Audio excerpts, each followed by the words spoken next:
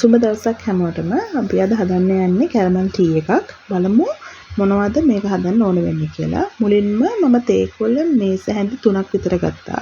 කරදමුංගු කරාබුණටි 4 වෙන්න වගේ චුට්ටක් තලා ගත්තා. ඊට පස්සේ කුරුඳු කුඩු සාමාන්‍ය තේ හැඳි භාගයක් විතර ගත්තා. ගම්මිරිසට 4ක විතර කුඩු මම ගත්තා. ඊට පස්සේ ඉඟුරු සාමාන්‍ය අඟලක විතර කෑල්ලක් තලා ගත්තා. මේ ටික තමයි අපි එකතු කරන්න යන්නේ. තව ෆ්‍රෙෂ් මිල්ක් නුත් ඕන වෙනවා. මේ ටික එකතු කරලා රසට කැරමල් ටී එකක් හදන්නේ කොහොමද කියලා අපි බලමු. ඇත්තටම හරිම රසයි. හරිම ගුණයි. සේම් අමාරු වලට ඒ දේවල් වලට හරිම හොඳයි. බලන්නකො ඉස්සෙල්ලම අපි කරන්නේ මේ වගේ භාජනයක් ලිපේ තියාගන්න. ඒකට අපිට ගින්දර අඩු කරලා සීනි අපිට අවශ්‍ය ප්‍රමාණයට දාගන්නවා. ඒ කියන්නේ මම මේ ප්‍රමාණය දැම්මේ ටී 4කට. එතකොට ඕගොල්ලන්ට ඒක ඇඩ්ජස්ට් කරලා ගන්න පුළුවන්. අපි සීනි කන තරමට උවමන තරමට මම මේකට සීනි දාලා මේක දැන් හැඳි ගාලා මම කැරමල් වෙන්න දෙනවා. බලන්නකො මේ විදිහට කැරමල් වෙනකන් මම හැඳි ගන්නවා. බලන්න දැන් ලස්සන පාටක් එක්ක හරිම ලස්සන රන්වන් පාටට කැරමල් වෙලා තියෙනවා. දැන් අපි මේකට එකතු කරනවා වතුර කෝප භාගයක් විතර.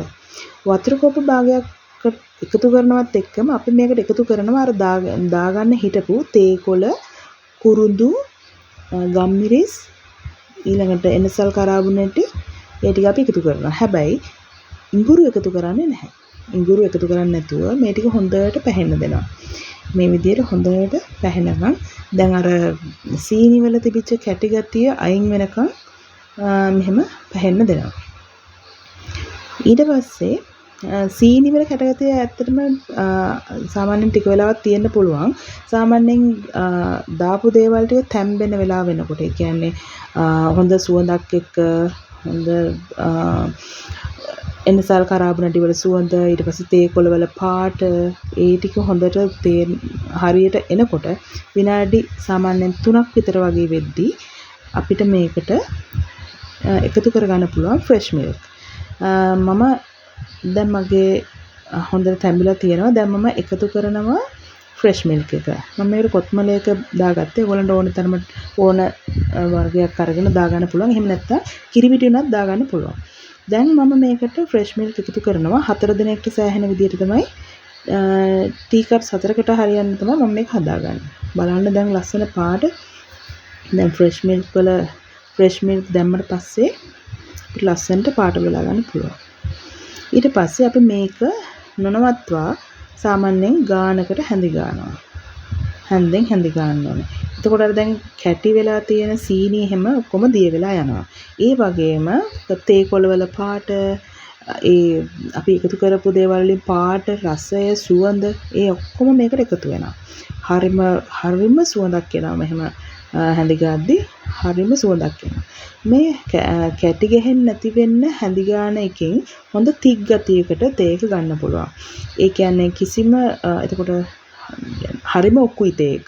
හරිම රසයි, හරිම උකුයි. අර වතුර ගතියට වගේ එහෙම වෙන්නේ නැහැ. හරිම රසට හැදෙනවා මෙහෙම හැඳි ගගා හිටියම. නොනවත්වා සාමාන්‍ය ගොඩක් අර හොද්දක් වුණත් අපි හැඳි ගන්නවනේ. හැඳි ගාලා හදන හොද්දනේ හොඳට රස එන්නේ. ඒ වගේ මේ ටී එකත් සාමාන්‍යයෙන් මේ විදිහට හැඳි ගන්න ඕනේ. බලන්නකො දැන් පාට වෙනස් වෙගෙන එනවා. දැන් ටික ටික පාට වෙනස් වෙනවා. තික් ගතිය එනවා. බලන්නකො මෙහෙම තියෙනකොට ටිකක් වෙලා යනකොට මේක උතුරන්න ගන්නවා. සාමාන්‍යයෙන් කිරි ටික දාලා විනාඩි 3ක් විතර හැඳි ගන්නකොට මේ කිරි ටික උතුරන ගතියකට එනවා.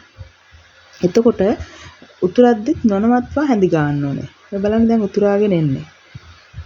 දැන් පෙන නැගිලා උතුරගෙන වගේ එන බලන්න තික් ගතිය හොඳට තියෙනවා. ඊට පස්සේ අපි මේක උතුරනවත් එක්කම මේ බලන්න හොඳට උතුරනවා. උතුරනවත් එක්කම හැඳි ගන්නක නොනවත්වා කරන ගමන් ලිප ඔෆ් කරන්න ඕනේ. ලිප ඔෆ් කරන්න.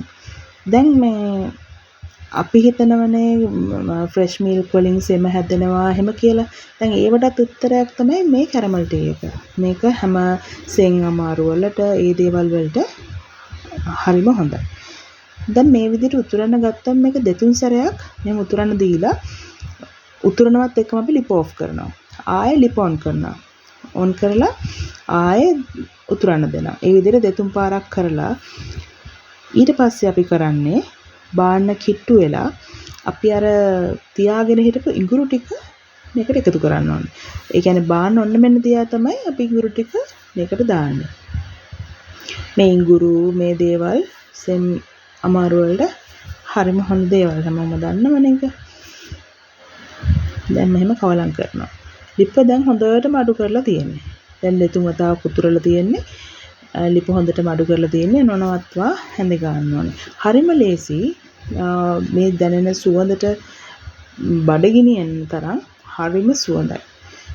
බලන්නකෝ. ඔන්න දැන් අපි ලිප ඔෆ් කරලා තියෙනවා. මේ බලන්න පාට හරි කහට පාටට ලස්සනට තියෙනවා. දැන් අපි මේක බාලා අපි මේක පෙරා ගන්න ඕනේ.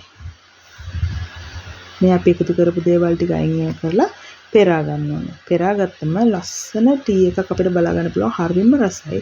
හරිම ගුණයි. ඔයගොල්ලෝ හදලා බලන්න හරිම ලේසි. බලන්නකෝ මේ පාට තික් ගතිය අඩු වෙලා නැහැ. හරිම ඔප්පුවට තියෙනවා.